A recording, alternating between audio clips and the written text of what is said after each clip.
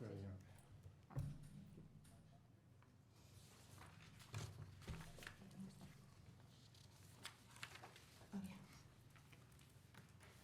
Okay.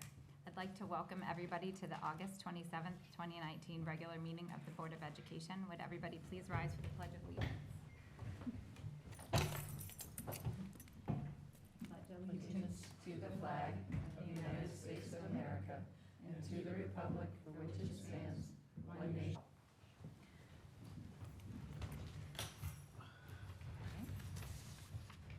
Reiterate the minutes from the executive session. Yes, the board met in executive session tonight to discuss the record of a particular student, the employment history of particular persons, the proposed acquisition, sale, or lease of real property, and the employment history of a particular person.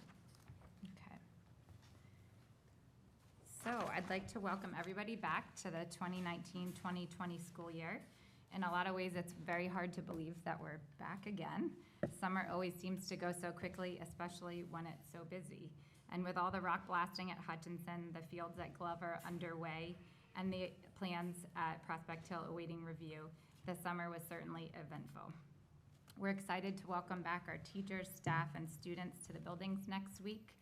I wanted to thank our custodial staff because they're always so hard at work, which I'm sure Jim will give us some updates on that, and especially in these last few weeks to make sure that our schools look so shiny and fresh when our students return.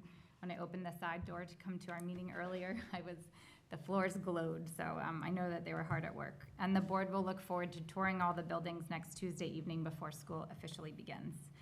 We're looking forward to a productive and exciting year ahead. As you can see, we're meeting in a different location. We're going to give Alumni Hall a try for size, on for size, at least the first part of the year, and see how it works out. I think there are pros and cons to meeting here and the middle school library. I think historically in years past, the board did meet here at one point in time, so we want to return to this home for at least the fall and see how it goes. And we're hoping that the audience enjoys the more comfortable seating because the seats at the middle school library are not so comfortable. So all of our board meetings are posted on the district calendar as well as our board coffees. Our first board coffee will be held on Wednesday, September 18th at 9 a.m. at J Cafe. And we hope that if you have any questions or concerns throughout the year that you will join us at our regular meetings here for public comment or at one of our coffees. That's the best way to reach us. Before closing, I just wanted to take a moment to mention how saddened we were to learn about the loss of Tom Roxvold over the summer. Having attended his wake with most of the board, I was really overwhelmed by the showing of support from his former students, his current students, the parents, his colleagues, his friends and family. Tom was certainly a beloved father, husband, teacher, coach, and he was clearly a Pelham treasure. And there's no doubt that his presence will be missed when school opens on Thursday and throughout this school year and years to come. So I just wanted to be able to mention that. So let's see where we are. So this brings us to section 3.1. I feel like at a loss. Do I have a motion to approve the minutes from our annual reorg meeting, July 15th, 2019? So moved. Second. Any questions or comments? All in favor? Aye. Aye. Any opposed? Any abstentions? Okay. So this brings us to section 4.0, and 4.1 is the superintendent's report. Great, thank you. And I as well want to say welcome back. It's nice to see everyone back together. Today, it's the first time that the board has been together all in one place, I think, since July 15th. And the summer is nice. It's a good time to relax and recharge. But it's also nice to come back together and see things starting to gear back up for the year. Tonight, as Jessica mentioned, we're in a different location, definitely giving this a try to see if this, as was used in the past, might be a good location for us to continue to move forward. We're hoping to do it in a little more of the 2019 sort of way, where there used to be monitors that were available to the board. We're going to be doing some live screencasting, some screen sharing, to try to enable everyone to still see everything, but hopefully do it in a way that's a little more updated and modern. So we're looking forward to that, and appreciate the guys who have been adapting and helping us to do this. Tonight's meeting is actually being streamed instead of our normal Swagit system. We are streaming on YouTube Live because we still have some data hookups that need to be put in place so that we can use our normal Swagit system. So it is out there, just in a different link, different location. It will be archived as well on the website like normal, and we're hoping by the next meeting to have the hardwire system in place so that we can do our normal system. I wanted to just got a lot of different things tonight to share. Certainly wanted as well to talk, to mention, as Jessica did, about the loss of Tom Roxvold. Tom was, we were all saddened and shocked, really, to hear Tom was actually a year younger than me. So that really kind of very much puts it in perspective. And it was, you know, Tom really held a big place here in the district. And as people have started to come back from vacation, those that were away and couldn't be part of, honoring Tom and paying their respects to the family, have been coming back and really, really struggling and really, you know, realizing what a void that Tom will leave in so many different ways. So one of the things that we've done, normally on our first 2 days back, our staff comes back and we have a welcome back ceremony as a district, and then go on to different district building, different business around the district. This year we decided to change it up a little bit because of the healing process that people need to go through. My experience, unfortunately, I've dealt with loss in other districts, and often what we see is people want to be in smaller group, more intimate settings that first time when they come together, to really be able to come together and grieve together, heal together, support one another together. So we've rearranged the first 2 days where we're going to allow our faculty to come back, and our staff, our full staff, not just faculty, but full staff, to come back at the building level. I think different buildings are certainly going to be impacted differently. The middle school most significantly, being that that's where Tom taught. So Lynn Sabia is planning some special activities with the faculty to give people an opportunity to remember Tom and to be together and to share memories, share and honor him in different ways. We'll be extending an invitation to all the other staff in the district who knew Tom, were touched by him, to join them if they want. Tom himself graduated from Colonial School. His children went through Colonial School, so the Colonial staff also know the family very well. The science department, K-12, knew Tom very well. And he was, of course, a coach and just a huge member of the community. So there's a lot of people who his life touched, and we want to offer them the opportunity to be together and to start that process. So our first day will be really building-based, so that people can kind of ease their way back in as they're ready and able to begin to prepare to do the work of the school year. And then our second day back will be the normal breakfast provided by our PTA Council, which is always really generous and wonderful, and then our opening day ceremony all together. So, of course, the board is always invited to be part of that. That'll start at 8:30 on Wednesday, the 4th, in the high school auditorium. And then, of course, we have department meetings and professional development as well. So, again, just really that's something that we want to take the time to honor Tom properly. I know one of the things he was very involved in is sports, so I want to transition to our athletic program. Our sports are all have geared up. We were really excited to get students back on the fields and back in the gym. We had our athletic participation continues to be really strong and growing in some cases. So we've got football and JV football, 40 members on the squad each, varsity field hockey with 14, JV with 24, girls soccer 27 at the moment, still with some cuts to come, JV with 21, boys soccer 32 at the varsity level and 25 before cuts as well. Varsity girls volleyball 13, JV girls volleyball 20, 50 for our cross-country team, which is great. That's our track program has just been growing and growing. Girls tennis 27 there at the varsity level, 12 at the JV. Swimming, we've got 19, and cheerleading 22. So really strong turnout from our student athletes. Really exciting to get them back out there. Steve Luciana has done, I think, a great job working with the town, working with local facilities to adjust in light of the construction program. So thanks, Vinny and Jim were part of a meeting recently just to coordinate and make sure that all that communication had happened with the rec program so that we can share and give as much field space to our community and teams as possible. So we'll keep you posted on their accomplishments as the year goes by. This today, as I said, is not just the board's first day back, but the last 2 days have been the full return of our administrative team. Many of them have to take their summer vacations during the summer months because they need to be here when school's in session. But we have just finished 2 incredible days of administrative offsite training led by Brenda and Franklin Campbell-Jones. They're the consultants we're working with on cultural proficiency. They came last fall, you will remember, and started our first cohort training.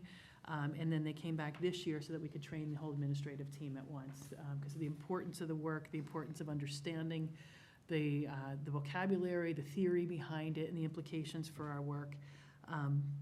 So, to be able to all have a common language and common knowledge about what cultural proficiency is, what the tools of it offer to us as individuals and as an organization, what does it mean for us as leaders, and then finally, how will that inform our work around the strategic plan? It really is the lens through which we're going to be looking at everything that we do going forward. It was an incredible day. The administrative team, as much as there's still so many loose ends to tie up, really committed to being present and doing the hard work needed to really delve into honest, open conversations, and I could not be more proud of the team. It was really a wonderful, wonderful experience. And we're hoping we will be having another cohort of staff and parents trained this fall, starting in October.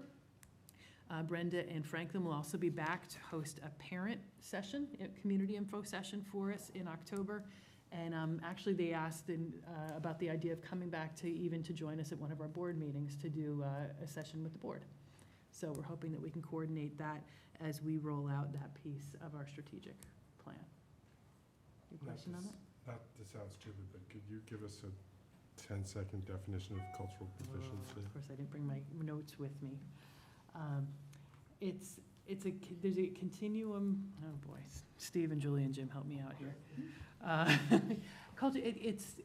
It's a way of approaching our work and building understanding of different cultures. It looks at what our culture is in the school, in our families, in our community, understanding our culture, understanding how culture impacts other people in it, and then building relationships to understand the cultures that our students come from, our families come from, and finding the common ground that we have, but then also finding what are the ways that our culture may not be working for our students and our families, and then finding ways that we can all adapt so that students feel included, feel welcome. We kept using the phrase, they're not just invited to the party, but they're asked to dance. Because we really believe in the importance of an inclusive school culture. So it's a lens through which and tools through which that we can examine our work individually, our work as groups, as teams, as an organization, and shift ourselves from towards the most positive practices possible. They will do a much better job defining that. Thank you. I'm sorry. It's just I know that people hear this and they go, Yes. "What's she doing?" And that's a great question. And one of the things that we hope to do, and when we have our board retreat, we'll talk about work sessions for the year. But one of the things we wanted to do, because we didn't get to spend a lot of time on the strategic plan, is to take a work session per month through the fall and really delve deeply. Look at some research articles, look at the what, the why, what's all the lexicon, and I know you always love all of our educationese. But take time to learn what all of it means so we can build a common language and knowledge, because you're right, it is something that's a little unknown. So we look forward to spending more time on that as the year goes by. Couple more items just to highlight. I think hopefully folks will notice our water bottles are gone from the table. We have water coolers behind us and outside. One of the, we've really worked to increase sustainability efforts going into this school year. So thanks to Jim and his department for their flexibility. As we went out for a new RFP, I pushed them to see how we could reduce single-use plastics in our food service program and on our campuses. They also took the step further of looking at compostable utensils, plates, et cetera. Our students have made clear that a priority to them is sustainability and our care for the environment. So we wanted to respond to that and lead the way as a district. So we made change in our food service program. We are not not selling the typical single-use water bottles anymore, no more straws. All of our, as I said, utensils and plates will be compostable. We're looking into increasing our composting efforts district-wide. So again, as the leaders of the district, it's our job to model that behavior. So we encourage everybody, and this is gonna be a big change in practice. Anyone who comes to our campuses, students, parents, visitors, please bring your own water bottles with you. We have filters, again, thanks to the work of the facilities. We've transitioned almost all of our water drinking fountains over to bottle fillers with filtered water. So we have the capacity in place to do it. It's just changing our behavior. The same way when you go to DeChico's, what do you bring now? You bring your own bag. So we're going to work on really So we also gonna have reinforcing separate, ourselves. trash bins for the compostable That's what we're plates working and- towards. Okay. Yes, yeah, we've had some conversations about that. And hopefully, as we get into the fall, we wanted to get our contract settled on composting, garbage pickup, so that we can then buy receptacles that match our service. We didn't want to go and separate things that then wound up in the same bin together, and then we're not following through. So we want to be consistent with what service we can provide, and we'll provide the appropriate receptacles, and then we want to work to educate everyone on what goes where, so that we can really be consistent and follow through on those things. So, excited about that. Couple more items. On the agenda tonight, you'll see an agreement that we're seeking approval of to partner with Manhattanville College. And Manhattanville is where I went through my doctoral program. Dr. Thompson went through her doctoral program. Julia is in process in the program. So a number of us, and actually the professor that chaired my dissertation at Manhattanville is the same one that chaired Dr. Garcia's dissertation at Columbia. So we've got some strong connections to Manhattanville, and as a result, they reached out to us about the opportunity to do a qualitative research project in Pelham, where they're actually partnering with the Board of Regents to look at how the current graduation requirements, thinking about the coursework, Regents exams, and those pieces, how those are promoting student readiness for college and work after, or how are they not? Just looking to answer the question, to what degree are they helping or hindering preparation beyond college? So we're hoping to have one of the classes, a qualitative qualitative analysis class come this fall to spend a day in our schools, look at what we do, how we do it, our written curriculum, our taught curriculum, our hidden curriculum, and really just do some analysis to see what promising practices are in place here that might inform the work of the Board of Regents and other schools. And then also that would give us the opportunity to potentially be part of a pilot program, should we decide to go in that direction, to maybe get some relief from some of the current regulations, so that we could try to do some more innovative efforts that we think would better suit our children for preparing them for college and work and life beyond high school. So it's pretty exciting. It's a rare opportunity. It's an honor really to be selected. There's only 3 schools that are even being considered for this, and we're one of them, to actually have a chance to influence the policy of the Board of Regents for the entire state is pretty exciting. And I think Pelham they chose Pelham because it is is a district that could be much more generalizable to other districts than some of our neighbors. So we're really excited about those opportunities. And we'll give you more, keep you posted on that as that progresses. Jim will be, as Jessica said, providing us a detailed update on facilities when we get to his report. But the final piece of mine is to give an update on Hutchinson specifically. So we're going to hope that the technology cooperates. So we got 2 different things we're going to do. Going to attempt to screencast to the TV up here. That's number 1. Through the magic of Google. All right, so we're connected up there. And then, of course I went backwards. Then the other thing that we're going to try tonight is something I had done in my prior district, and turns out John Sabalos is running workshops on this with teachers right now. It is a screen sharing free software called Pear Deck. So what I'm going to do, I'm going to pulling this up, and you can see it on the screen there. I've got a Google Slides presentation that I want to share with, and actually people at home can do this if they want, but I'd love to share with the board, especially because some of you can't see from back there. And looks like we got a screensaver that's interfering with my screencasting. So where did my, so for the board members, you're gonna have to do a little internet stuff. So you need to go to joinpd.com. Isn't it in our agenda? No. Oh, it is in your agenda, but if you want to actually change slide, if you want to follow as I change slides I see. and match that, then you can join in screen share. What is this one? It is that file. Okay. But if you want to actually, screen share and be really Sure. tech savvy, Sorry, what did you say we have to so go if you want to join, you go to joinpd.com. And what's the code? And then when you get there, you type in the code WTOIN.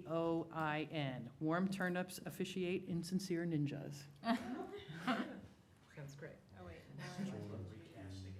Recast. Go joinpd.com.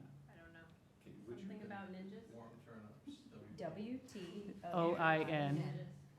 And then we choose our Let me try schools. again. Yep, you'll have to log in using your Pelham schools. Okay, there we go. Thank you, Steve. WTOIN, that's the code. All right, I've got 4 people connected. That's a good sign. What if we say we're not feeling well? All right, I'm in. okay. So now once you're in, and actually you should be able, when I move my screen, it should move your screen Woo-hoo. if you're logged in properly. Really excited. Okay, all right. So we don't have to get up, we don't have to have monitors, we don't have to have hardware. So, we could not be more pleased with how the Hutchinson project went this summer. Really, we're very excited. We were fortunate to have Tony Casal incorporated as our contractor. Fred Camilli from Triton was our on-site project manager through the project, and of course, Kevin Sawyer helped to oversee the project with us as well, working with Jim and John in particular. So these pictures, I think, are invaluable because they show us from the start to the finish what Hutchinson used to be to what it is today. So the first few series of pictures you see back the day after groundbreaking, when the campus was still intact as it was with our rocks. This is the ball field looking at the rocks that were behind the school. We move over to the path up to the butterfly garden. Julianne's memorial tree. That was next to the parking lot area. And of course, then the big rocks that nobody's supposed to climb on that they all, rite of passage, climbed on for generations. And then this is, again, is near the parking area. And then across on the other side, across from the portables. And then the view looking down the back side of the building behind the portables down to what used to be the playground. You remember the playground was removed just before the end of school. Second Avenue, as it was, very green, lush, and shady. And then the jackhammering begins. And this I have to just really thank the neighbors for their patience through the summer. We thought the blasting was gonna be the worst of it. The jackhammering really was the worst of the sound. So we really, genuinely, I can't thank them enough for their patience and enduring through that. We're hoping to send another mailing out very soon as we get the finalized rectifying of the surveys. We've got 2 surveys by the contractor and us, and once those are reconciled, that the levels are exactly what's needed for the new building, then that will officially end the jackhammering work.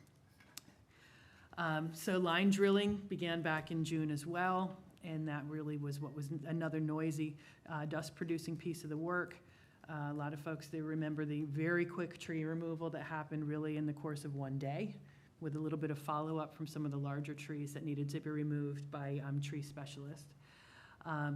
We did get a lot of it was fun to watch the work that went on here, and we had a great team that was really overseeing the charges and the blasting, very experienced family company that did this is Hayduck that did the actual dynamite work for us. I'm based out of Pennsylvania.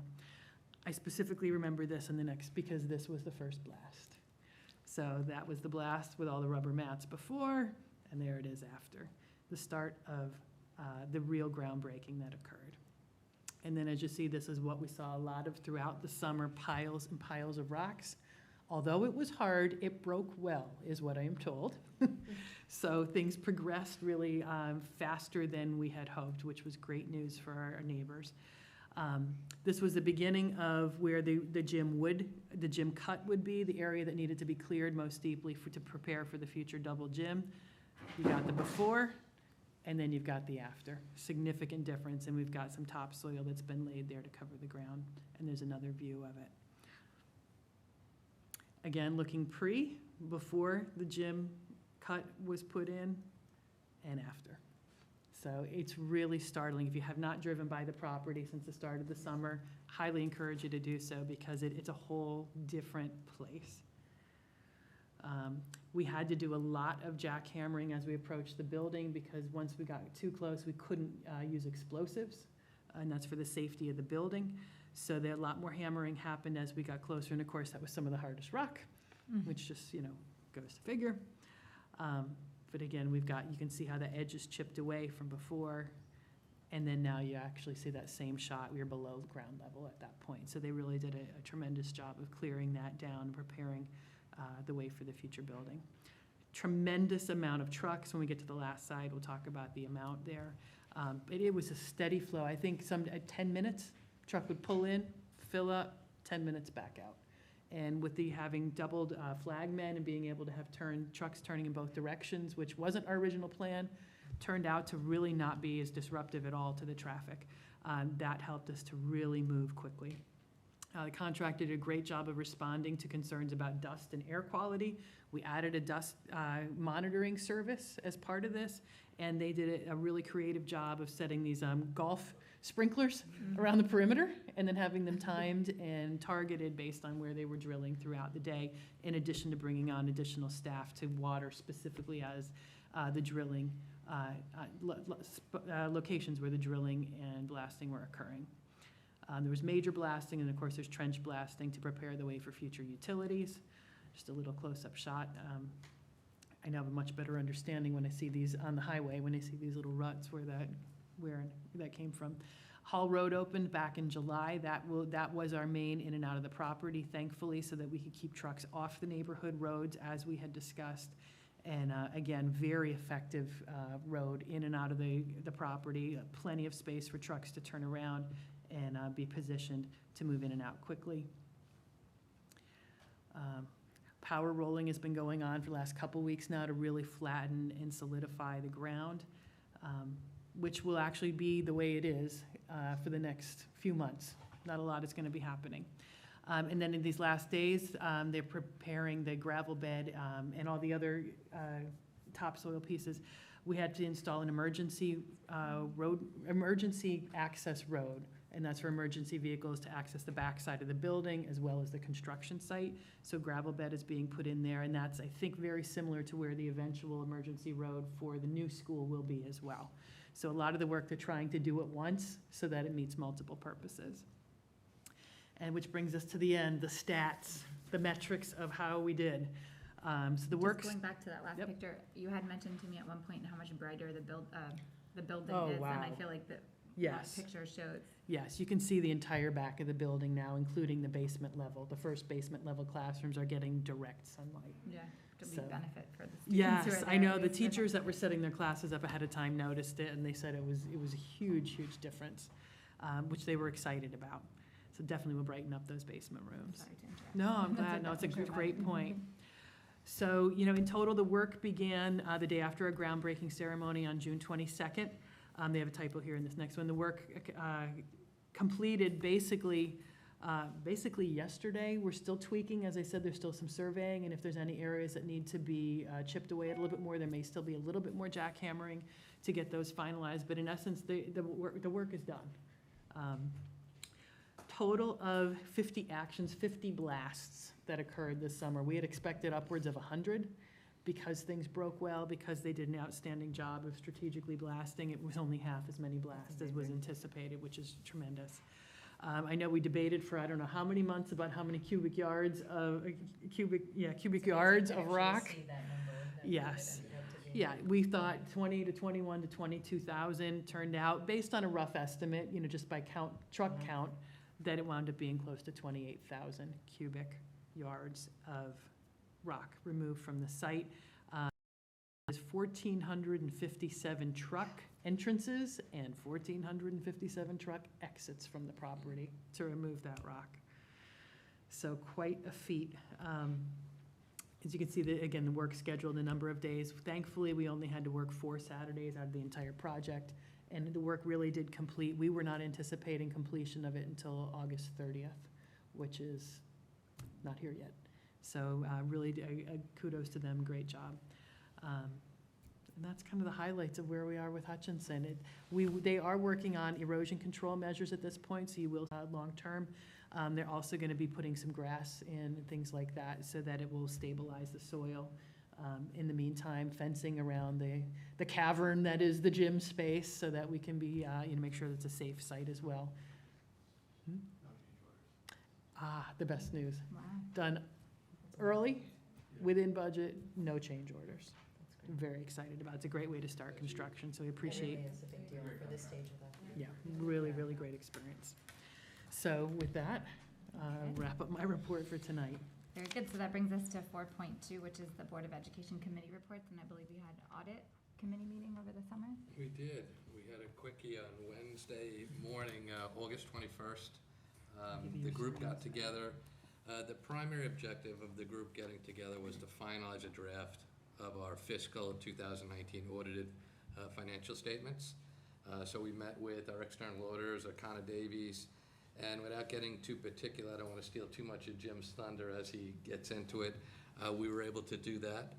No surprises came about, which was nice in that, and we will have the final clean document. There was 1 or 2 items that Jim and Jackie had to provide to the auditors, which we should have that document in September. What was interesting too was during the review, when we were interviewing for new external auditors a few months ago, one of the items we talked about, which we haven't had here at the school for a number of years, is a risk assessment review of our IT group. So they were able to do that review, and knowing John as well as I do, I wasn't surprised to hear that the review came back pretty clean. A couple of little items that they needed to discuss, and John would obviously come back with his comments back for it, but it was nice to hear that we had very, very few concern points out of that review. And other than reviewing some of our claims audit reports, which are monthly reports that just look at the payments, disbursements, and stuff like that, and whether we're following procedures, which again, a couple of minor little tweaks out of that. It was a very quick, efficient meeting that we had. Thank I you. didn't steal too much thunder, did I, Jim? Okay. So this brings us to 4.3, Assistant Superintendent's update on authentic learning, and as you'll see, we changed the titles to mirror our new strategic plan. Yes, so, Was I 21st century 20 learning. learning. So, It's all learning to us. I know I alluded about this at the last board meeting when we talked about some summer professional development, which has been taking place over the past few weeks. Just want to describe just a few of them because I think they've been pretty successful so far. And my experience here the past few years is that offering summer professional learning for teachers could be kind of elusive. There has to be a commitment on the teacher's part to come into the schools and learn about a topic that's relevant to them. And it's a little less attractive over the summer months. So we've been trying different approaches. And one thing that was successful this past year, and I mentioned it, I think, last school year, was this concept of teacher-centered professional development, where the teachers were the ones who were the leaders of the learning, and they would teach their colleagues. And that was an approach that was really perfected and tested out at Hutchinson School, Prospect Hill, and the Math and Science Department this past year.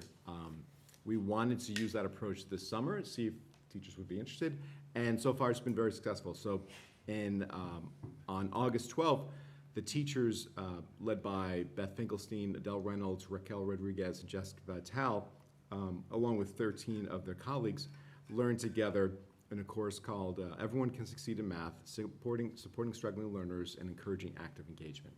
So that was, they were very happy and pleased with that experience, and really the feedback's been pretty positive. Today there were 2 sessions. One was called Teaching with Robotics, Designing, Building, and Playing with Robots, and that was led by Alicia Gallagher, Carrie Gristina, and Joe DeBello with 9 participants. And also late in the afternoon was called a course called The Wonder of Science, Harnessing the Power of Inquiry. That was led by Jason Lindley and Karen Cirillo with, again, another 9 participants. And the focus there was really trying to get kids to look at the inquiry cycle and to wonder, make connections, to explore, to test out their ideas, and then share them out. And Tom Callahan has been really instrumental in understanding what that inquiry cycle is. That will feed into our work this year with authentic learning. And tomorrow, Dr. Callahan will be joined by John Sabalos and 12 teachers who are going to learn more about the student-centered classroom, empowering students with integrating innovative technology. And the big question is, how can technology be used to create more experiences that give students voice and empowerment in what they're learning? So we're very happy with the experiences so far. We hope to replicate that approach again this year, throughout the school year. And I know the other departments are also keen on kind of replicating that and understanding how that's working for their teachers as well. So I'd like to thank all the teachers involved with this, and also especially Dr. Callahan and Mr. Sabalos. So you had, what, is that 35? Is that the number I counted? And some overlapped, but each of those sessions, yes. There were like 9 teachers, 12 teachers. So there may be those are some teachers, replication. They're taking their own time Correct. to come in and participate in this. Yes, Professional and they are paid at an hourly rate to come in and learn. That's part of the contract, the teacher's contract. Some of them can also receive in-service credit instead, hourly credit, which can lead towards advancement in the pay scale. But we haven't, since I've been here, I think it had great success in attracting teachers to kind of come work over the summer. And not so much do curriculum work, but really to advance their professional learning, and that's what this is about. Great. Sure. You all done? Yes. Okay, so 4.4 is Assistant Superintendent's update on the whole child, also a new title for Julia's section. Yes, and I'm very excited to report that we're really diving into that goal. Just to remind everyone what multi-tier systems of supports is, you'll hear me saying MTSS quite a bit moving forward. MTSS actually covers 2 of the 3 sub-goals of the whole child, and it really is about providing intervention to students who may not be meeting the grade level goals, and it really is trying to provide that building level support prior to evaluating a student to see if the student may have a disability. We have, and you probably have heard the term RTI, response to intervention, for many years. That's something that we have been doing for many years, but that was really more academic focused. And so as we're moving towards MTSS, it actually has 2 sides to that triangle, where one side is the academic intervention and the other side is the social emotional. So we're really looking forward to developing the K-12 MTSS committee to really look at both. We have already started the work. I don't know if you remember, but we had all of our administrators started the training end of June with a consultant, Mr. Jim Wright, who is a nationally known guru of intervention. And he's actually coming back this week to follow up with our administrators to kind of plan, and we're actually going to do it separately with the K-5, 6, 8, 9, 12, and he's going to meet with each level team to really plan on how we can start out the school year. This is just the beginning of a very long process, and really looking at providing the right type of intervention for students that may need that support, that additional support, because not everybody learns the same way or at the same rate. We are also starting the training on responsive classroom, which is actually the K-5. So we're using responsive classroom as a program that we're going to be implementing. And this is also a 2 to 3 year goal in getting all of the teachers trained, because responsive classroom really is just like what it says. It really is thinking about looking at the environment and how do we make sure that we're providing the type of environment where every student, it feels like they belong, that they have a connection, and that and we can figure out what the challenges may be. And this is not just about the teachers. Responsive classroom, just like cultural proficiency, is really about every single adult understanding how to create that environment, because it's not just the teachers in the classroom, it's everywhere on the playground, in the lunchroom. So that's where we're starting with the K-5. We're really looking forward to having the committee really come together and figure out what we're gonna do for 6 through 8 and 9 through 12. We already have things in place, so we have to look at, are we going to keep these programs in place, or are we going to possibly look at something different? But that will be the work of the committee. So I'm really excited about that. What's the committee again? It's gonna be MTSS, district-wide MTSS committee.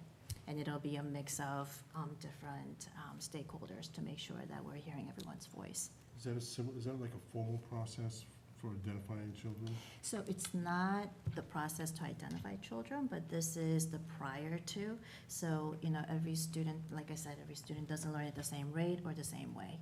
And so, you know, typically what you do in the classroom, even with differentiation, you may not be meeting the needs of all 100% of your students. So you may have maybe 20, 25% that may not be getting it the first time. And so what you would do is we would kind of figure out, okay, in the classroom, there are different tiers. And so in the classroom, you'll be wondering, okay, do I need to do something a little bit differently, spend a little more time during our EI block to provide that particular student with additional support? And so we're kind of providing building level support within the general education classroom. And so MTSS is really the general education support. And the hope is that this is a fluid process where students that may need level 1, after several weeks of progress monitoring, hopefully will not need that support anymore. Some students may need to continue to level 2, which might be a pull-out service. And hopefully with progress monitoring and seeing that the student is getting more targeted and intervention, that they will no longer need it. But as we go through each of the tiers, we have to get to a point where, okay, we've tried all these different strategies and we spent this much time to give that targeted instruction. If that's not really helping the student make the amount of progress we want the student to make, then at that point, we do need to then evaluate the student to see if the student may have special needs, so. And at what point would a parent know that their child was getting some of these interventions? So the exciting thing is, as we're working with Jim Wright, we're gonna be coming together on Thursday to really make sure that all 4 elementary school buildings have the same letter that's going out, notifying the parents why they qualify, what service they might be receiving, and there will also be a common letter that we're gonna use to let the parent know that, you know what, your child has made the progress and will no longer need the services, or they may need to continue for another however many weeks. So there will be communication to the parents from each building. Because I know I've heard from a lot of, especially elementary parents, who say that they don't really know, you know, when their child's been discussed by RTI, Yep. you know, and obviously we've talked about it wasn't always done the same way in every building. But I think that would be very helpful. You don't always know as a parent if your kid's not meeting the benchmarks until a Yeah. report card comes out. Right.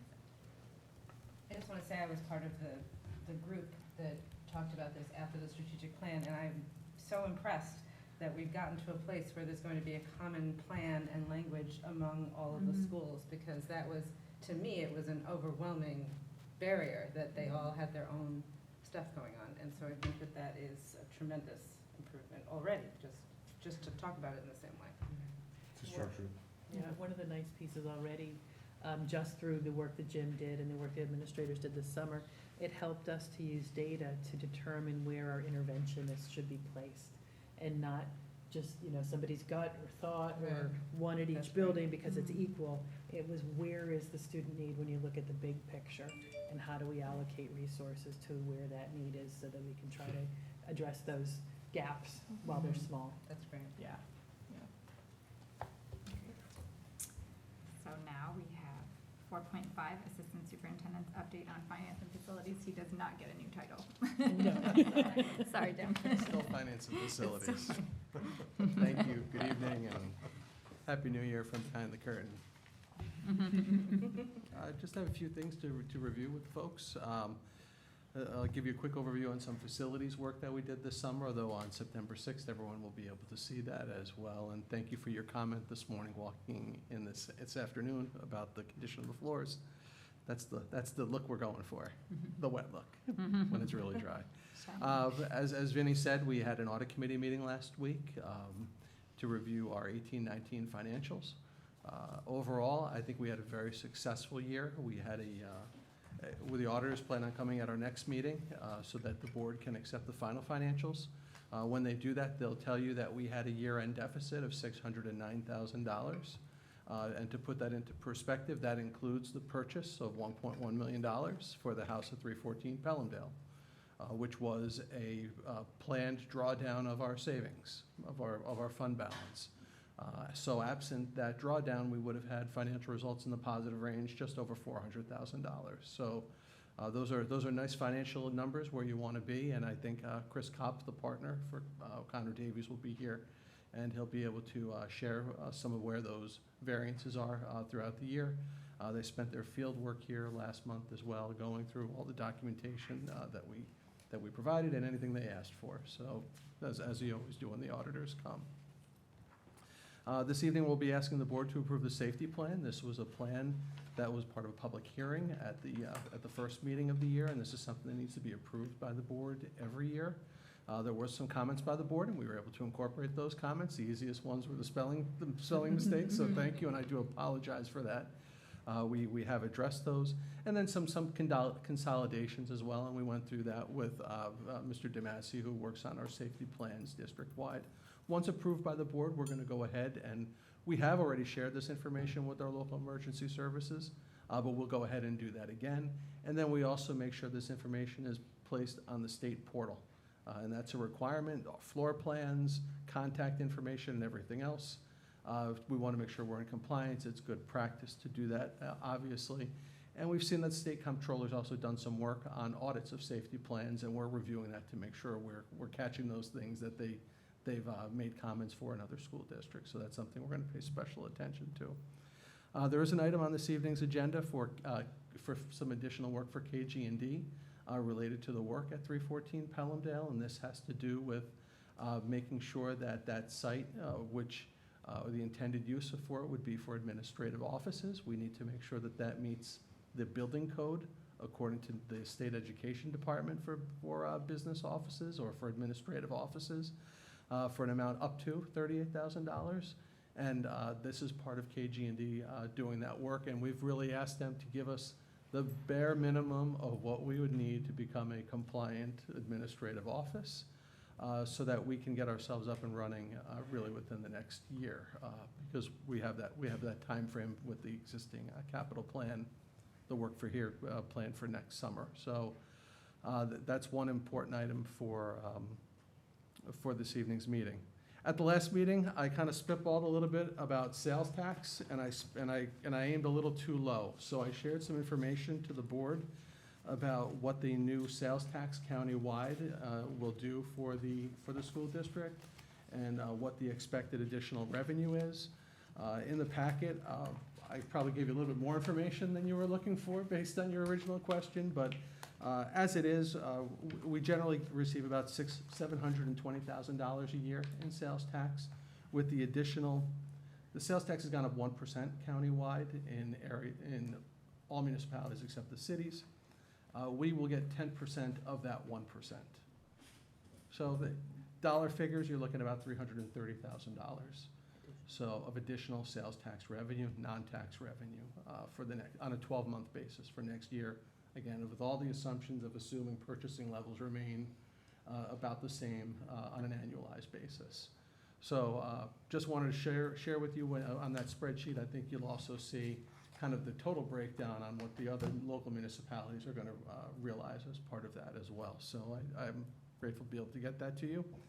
Our PLA consultant, or for project labor agreement, is working on the agreement for the Hutchinson bid. I shared that information with the board, so if there are any comments anybody has, please feel free to send them to my attention. We're also working with our attorneys, Keenan Bean, and making sure those comments are passed on to our consultant as well. That final agreement will be placed in the bid, and our general contractor for the Hutchinson job will be the signator of that agreement. And it's really a labor agreement with all of the different labor unions that are gonna be part of the construction of that building. So very exciting. If you'll bear with me, John Sabalos helped Dr. Champ with all the technology at, no, actually, John's terrific. John would help me on Pear Deck if I asked. Yes, I didn't know it existed, quite honestly, but I do have some slides about our next facilities time. work, By and next time. I can cast it up on the screen here, so I'm gonna go ahead and do that. You should see that up on your screen now for the It's summer there. work, and Nice. I'll kind of flow this here for the folks next to me. Real quick, because again, you're gonna see this information, there we go.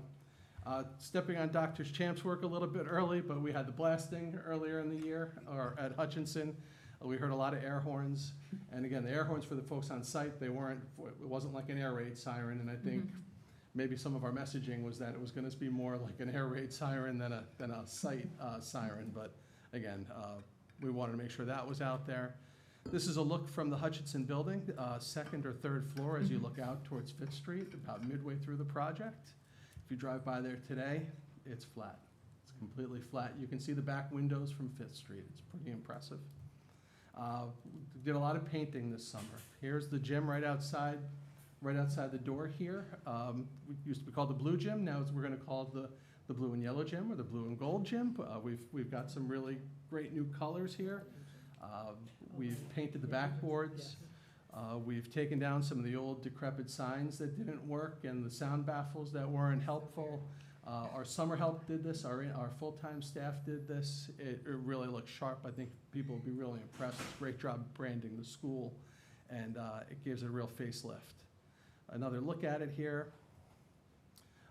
So in the last 2 years, we've stopped resodding our field at Ingalls and Franklin Field, and instead what we've done is we've purchased some equipment to aerate the field and seed it more frequently and water it, kind of with our in-house work. And actually, in the meeting we shared with the Recreation Department, with Vinny and Doc Fiorito and Steve Luciano, one of the comments that Doc actually made was the conditions of the fields are really good. People have noticed it. So, I mean, the kids started playing on it this week. Now we'll see how well they hold up. But we keep doing it. I mean, they're why we do it. Fingers crossed. They're why we do it, yeah. So, again, they look great. New cafeteria tables, this is cafeteria C. The floors are nice and shiny, as you see those new tables. Those are tables and chairs, all connected in one. It creates a nice pathway. We can increase seating capacity about 10 to 15% with this type of furniture. And it's very orderly. We don't have tables and chairs and walkways. This is it's gonna be set up a little bit differently. But it's gonna look really sharp, and all the cafeteria in the high school in the last 2 years has new tables and chairs in the cafeterias. Colonial Gym needed a little love, and a little love it got. So we went ahead and we painted the entire gym in-house. Our folks there did that. With our in-house staff, we were also able to install air conditioning. So as part of our short-term capital plan, 15-year plan, we wanted to air condition the common areas, the larger common areas, gymnasiums, libraries, those types of areas. So this summer, we were able to air condition the Colonial Gym, and the Siwanoy Gym is in the finishing phases of being hooked up as well. We haven't forgotten Prospect Hill. We're trying to integrate some of that work with the larger work that's being done with the additions. On a larger, one of those longer pictures that we have here, the blue paint is gone. It's all nice and white. Again, nice and clean and sharp looking. Gave it a great amount of attention. It's kind of a closed-in space, and I think that it just opens it up a bit, and it feels real comfortable in there too now. Siwanoy, you mentioned the same look. This is where we had the two-tone blue. You'll see the changes. That's our head custodian, Mike Klein, up there, who is the hardest working person in that building. He won't do anything. You won't ask anybody to do anything that he won't do himself. You see the air conditioning units above him there. And I think when you walk through the system, through the schools, you're going to really notice how it looks and feel how great it really is in that larger area. More LED lights in our hallways, second floor and in the annex. So we have a lot of LED lights. We use that as kind of some filler work for our maintenance staff too. When they're in between jobs, it's great. We have some in stock. They're able to do that. Very energy efficient, and they don't need a lot of bulb change outs. So we save a lot of man hours on the back end there. I didn't write the poetry here, so I'll just say we're doing a lot of great plantings, and I think people are noticing. We've got roses out by the flagpole. We've added them in different parts of the entrances throughout the schools, and it's really part of just making the schools have a real positive look. We want people to smile when they drive by the schools. This is an office that is in the annex. It was the left-hand side, you'll see. That's how we started, and this is a picture from an area from a doorway that didn't exist at the beginning of the summer. So our in-house maintenance staff created the doorway.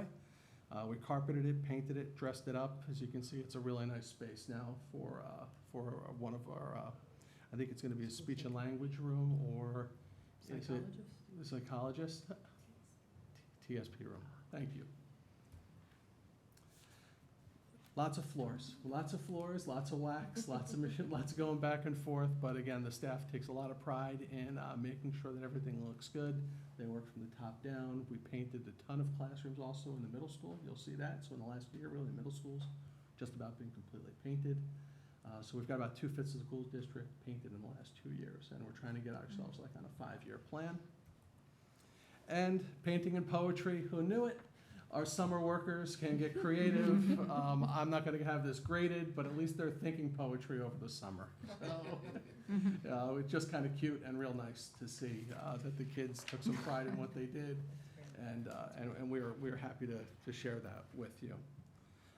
As far as the work that's going on I'm gonna jump real quick back to Glover Field. The field work is moving. A little bit slower this work, I mean, just because they have to take it down, but they also have to build it up. So we're probably gonna expect 2 change orders. One area relates to the warm-up, the bullpen area, but on the home side. And the other part has to do with the fencing by the tennis courts. The fencing by the tennis courts didn't go down very deep. Basically, the fencing posts were set in, let's just say, coffee cans. Not much support holding them there. So Triton and the KG&D developed the specifications.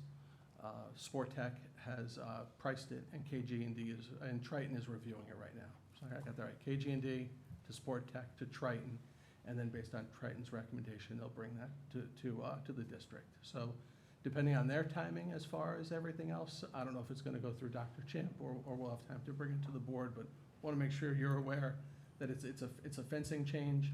And then the other part is just the sizing of the bullpen.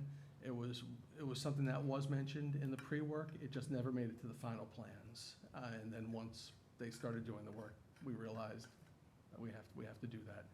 Also, we had some savings on the compaction. You mean turfing of the? Turfing and bigger area of the bullpen. It was making a larger area. It was a narrower area. And then on the tennis courts, it looks like we should get a little bit of a savings on the compaction. The sub-base was found to be suitable. So we'll get a little bit of savings on that, which is nice. So some may cover other areas. And are we also turfing underneath the batting cages over there as well? I think that was part of what we were looking to do, Yeah. exactly. Okay. So the things that were mentioned in the review before it went out to bid, now I don't think everything ended up in the final plans, but we want to make sure we capture it And the beforehand. tennis courts fencing around the whole perimeter of the tennis Right, courts?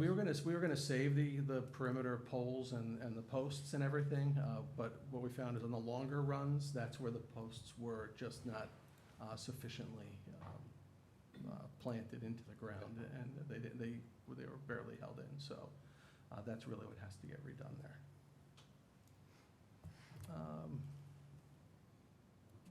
And that's where I am, so thank you. Great. So this brings us to section 5, financial reports and motions. So 5.1 is the motion to readopt the code of conduct for the 2019-2020 school year. This is what Jim referenced, something we do every year. We spoke about it at our last meeting. I anticipate our policy committee will spend some good time on this Yes. this coming year. I know we talked about it at the end of the year. So I'm sure we will be talking more about this, but we are readopting it for this year. So do I have a motion? So moved. Second. Any questions or comments? All in favor? Aye. Aye. Any opposed? Any abstentions? Okay. Jessica just left. Just walked. I guess Jessica technically counts as She abstention. just ran to the ladies' room. Yeah, she'll be an Okay. abstention. Okay. 5.2, motion to approve and accept the Pelham Public School District's school-wide safety plan. Again, Jim mentioned this, it's something we do each year. We talked about it at our last meeting, which gave it its 30 days notice. Do I have a motion? So moved. Second. All in favor? Aye. Any opposed? Jess is our abstention. Okay. 5.3, motion to adopt the district counseling plan. This is one that's exciting, given the wellness work last year. The state had requested that all school districts file a comprehensive school counseling plan with the state, and give us the opportunity to take a great review of all the work that we're doing K through 12 from a counseling perspective, and a great opportunity to look ahead towards our strategic plan as we review this on an annual basis, and refile it with the state as we do with the safety plan. Do I have a motion? So moved. Second. Any questions or comments? All in favor? Aye. Aye. Any opposed? Any abstentions? Okay.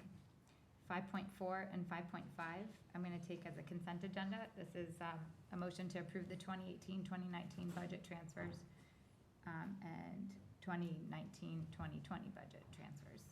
Do I have a motion? So moved. Second? Second. Any questions or comments? All in favor? Aye. Aye. Any opposed? Any abstentions? Okay, I'm going to take 5.6 and 5.7 as a consent agenda. This is a motion to accept the treasurer's report for the period ending May 2019 and ending in June 2019. Do I have a motion? So moved. Second. Any questions or comments? All in favor? Aye. Any opposed? Any abstentions? Okay, I'm going to take 5.8 on its own. This is to accept final expenditures for BOCES for last school year. Do I have a motion? So moved. Second. Any questions or comments? All in favor? Aye. Aye. Any opposed? Any abstentions?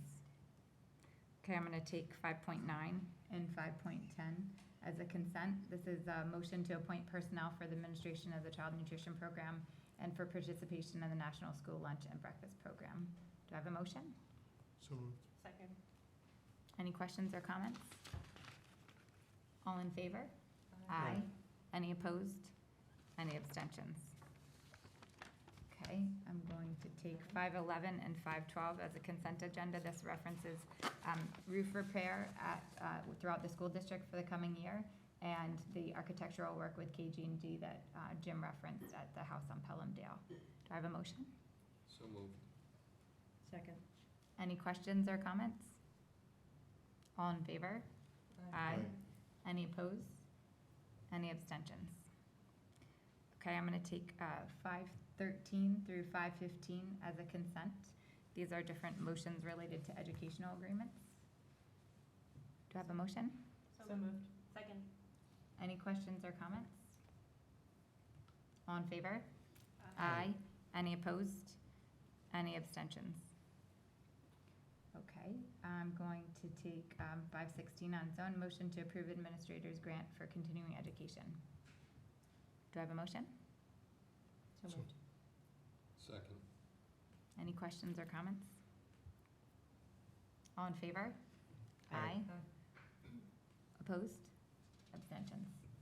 Okay, 5.17, motion to authorize cell phone reimbursement for bus monitors.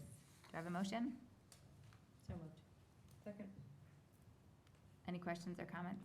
This is specifically for giving cell phones to bus monitors to avoid situations like we had last year with the snow buses getting lost in the snow. Right, so we have Or one, other natural disasters. we have one in Exactly. district, we have one bus monitor right now in district for the in-district special ed bus. And that's precisely for that. If they need to call a parent, if the bus is outside the house, or if they're delayed or for whatever the need may be. Many of the parents even have that aide's phone number if they're not going to come to school that day. I thought we had more than one bus that went missing last year. We had a number, but there's not a monitor on every bus.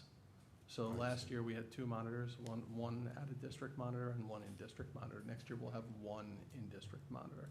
I see. And that's just for the special ed bus, not Correct. sports buses or any other? Correct. So that's because it's a district employee, that we don't have district employees on the other buses, so we can't Correct. give them, we can't give them cell phones. Yes. Thank you. We already took a vote on that, right? Um, Or no? you need Okay. all in favor. All in favor? Aye. Any opposed? Any abstentions? Okay, 518, motion to accept donations. We have 2 donations tonight. One is upon the recommendation of the superintendent of schools that the Pelham Board of Education hereby accepts the monetary donation of $50 in memory of a former teacher, Jean Andrews, to support the elementary school's library, and that gratitude be bestowed upon its donor, Mark and Christine Zust. And it further resolved that the Pelham Union Free School District authorizes the superintendent to accept future donations in the memory of Ms. Andrews for the purpose of enhancing the elementary school libraries. She had passed away in June, and I believe she was a teacher at Prospect Hill for like 14 years. Yes, from left in what 1994. This one I'm gonna need help with. I was trying to read the notes on what this one was about. I'm curious. Be it further resolved that upon the recommendation of the superintendent of schools, that the Board of Education does hereby accept the monetary donation of $15 in memory of a former student, Elizabeth Nelson, Clark Tower, to support the Pelham Memorial High School art program, and that gratitude be bestowed upon its donor, Sandra Rotowski. The attachments that you put were very interesting in Yes. our board update with it. So, class of 1937. Yeah. She was an artist, very popular in Western New York, since passed, and this is a very generous donation. More great work from former Pelham students. Yeah, very generous donations. Do I have a motion? So moved. Second. Any questions or comments? All in favor? Aye. Aye. Any opposed? Any abstentions? 519 is disposal of obsolete equipment. I'm presuming this is what, placing the tables that we saw in the cafeteria. Do I have a motion? Yes. And a typewriter. We still have a few. I was gonna say, where is that? Yeah, I know, I was We curious. probably about that found it too. in a closet, but, we still have a few. We have a first, do we have a second? So moved. Second. Any questions or comments? Jim, we couldn't send those anywhere? Ones that can, well, this allows us to, there's no value, so if somebody wants them, we can give them to an organization now. Some of them are broken or they fold up, but they're dangerous when they come open because the springs are old on them, so, ones that can be reutilized, we will, but, we don't have storage space for a lot of them either. Yeah, I was gonna say, I guess you have a limited amount. That's what comes, yeah, so we'll take the best of the worst, and we'll hang on to a few, and then the worst of the worst we'll let go. All in favor? Aye. Any opposed? Any abstentions? Okay, so this brings us to section 6, superintendent's personnel recommendations. 6.1 is motion to approve Schedule A instructional. Do I have a motion? So moved. Second. So since July 15th, this is the round of recommended approval of resignations, leave of absences, and appointments of new teachers. Okay. Any questions or comments? All in favor? Aye. Any opposed? Any abstentions? 6.2 is motion to approve Schedule B extra duty appointments. Do I have a motion? So moved. Second. So we have some modification appointments, but the bulk of this are the fall 2019 coaching appointments. Any questions or comments? All in favor? Aye. Any opposed? Any abstentions? Okay, 6.3 is motion to approve Schedule C instructional. Do I have a motion? So moved. Second. So we have our beginning round of appointing substitute teachers, which are listed as pretty lengthy. Student teachers, graduate interns, and counseling interns for the school year. Any questions or comments? All in favor? Aye. Any opposed? Any abstentions? 6.4, motion to approve Schedule C, non-instructional staff. Do I have a motion? So moved. Second. This is bringing on some seasonal work, as you can see, mainly for the summer. Rescission of some folks, appointment of some folks who just cannot, were previously appointed who cannot work in the next school year, 2 resignations, and a temporary appointment of an intermediate clerk, Lindsay Tuthill. We're working through civil service right now, and we should see something in the future as a provisional appointment for the high school secretary position. Any questions or comments? All in favor? Aye. Any opposed? Any abstentions? This brings us to Section 7, Pupil Personnel Services. 7.1, we have Schedule D. Motion to approve Schedule D, Committee on Special Education. Do I have a motion? So moved. Second. Any questions or comments? All in favor? Aye. Any opposed? Any abstentions? 7.2 is motion to appoint District Substance Resource Coordinator. I'm used to abuse going after substance. Do I have a motion? So moved. Second. Any questions or comments? I would just say this was a new mandate from New York State that came through last spring, so we did appoint Kristen, our high school social worker, to that position. We're trying to get it back in the annual cycle. You know, there are similar positions in the district, so hopefully next year you'll actually see it on the reorg meeting, so we got a step closer this year. Any questions or comments? All in favor? Aye. Any opposed? Any abstentions? This brings us to Section 8, New Business, 8.1. Do we have any new business? Okay. Section 9, Communications and Comments from the Public. Anybody in the public want to say anything? No? Okay. So, Section 10, motion to adjourn. Do I have? Madam President, would you entertain a motion to adjourn? Certainly. You want to come to the microphone? Okay. So, Matt, I know I just outed your name, but your name and your address, please. Matt Kaplan, 205 Elderwood Avenue. I just wanted to ask the board what the status of the search for a Latin teacher was. I can address that. We're still in process. I think we've exchanged some emails on this matter.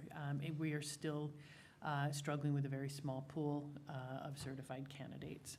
So we were not able tonight to appoint a candidate. We're still pursuing a couple options and hoping to resolve this by Friday, certainly, so that we can have some communication out to parents and students so they'll know what to expect at the start of school. Okay, just a question in terms of process. When was the decision made to actually downgrade the Latin teacher to a part-time position? That was made last spring as we went through the staffing and scheduling process that runs parallel with the budget process. So probably around, I'm going to say March, April, there was in discussions, and we're looking at enrollments, because that's largely driven based on student enrollment requests. Mm-hmm. So that's when the determination was made that there were not enough requests to sustain a 6th grade class. We had not had a 6th grade class last year, therefore there's no enrollment to sustain a 7th grade class. And then the enrollments at the high school level are also very small. Well, just to point out the obvious, with the downgrade of the position to a part-time position, the posting for a new teacher at a part-time position over the summer, that basically puts all students who want to continue with Latin in a catch-22. That, just to state the obvious, seems like poor planning.